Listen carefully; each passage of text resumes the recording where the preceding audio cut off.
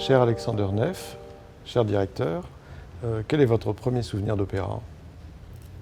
Mon premier souvenir d'opéra, c'est la radio.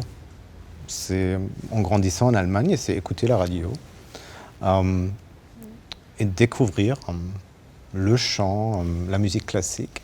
Après, ma première visite à l'opéra même, c'était à l'opéra de Stuttgart, une représentation de Fidelio que j'ai toujours en tête. Pour moi, c'était la première expérience de spectacle vivant et c'était tellement fort que ça reste gravé dans ma mémoire. Fidelio, c'est un opéra que vous avez envie de montrer au public parisien? J'ai envie de montrer beaucoup d'opéras au public parisien. Je ne sais pas encore si ce sera Fidelio ou pas. Mais il y a 400 ans de pièces magnifiques. Voilà. On va se servir de ce répertoire. Et si vous deviez citer un ballet qui vous a marqué? Bon, comme je viens de le dire, j'ai eu la grande chance de grandir à Stuttgart, qui n'a pas seulement une grande tradition d'opéra, mais aussi une très grande tradition de ballet. J'ai 3 grands souvenirs de ballet. C'était d'abord Roméo et Juliette de John Cranko, que j'ai vu je ne sais même pas combien de fois, qui m'a vraiment marqué.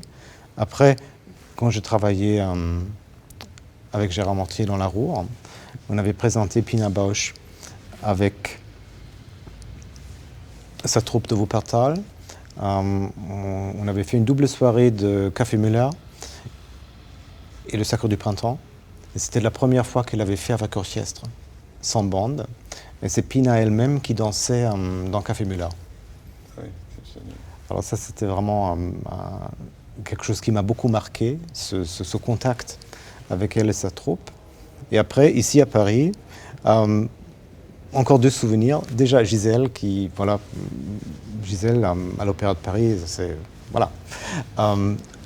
Mais encore une fois, une collaboration avec Pina, sa production d'Orphée et Eurydice.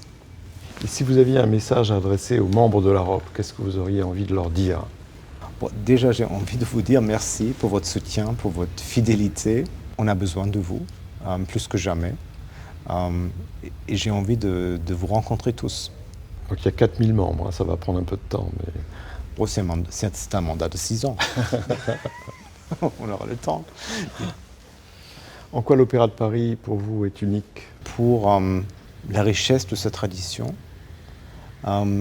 et aussi pour la force de l'innovation et de son ambition de toujours innover, d'ouvrir de nouvelles portes vers l'avenir, de montrer un nouveau chemin et de vraiment commencer à travailler dans cet écart entre tradition et ambition. C'est magnifique. De l'expérience nord-américaine qui est la vôtre, que retirez-vous en termes d'enseignement de l'implication des amis et des mécènes? De mon expérience en Amérique du Nord, ce que je retiens très fortement, c'est de bâtir une communauté de mécènes fidèles qui s'investissent personnellement dans les projets, dans le rayonnement de la maison, qui sont très proches de nous, qui sont plus qu'un public, ils font presque partie d'une famille.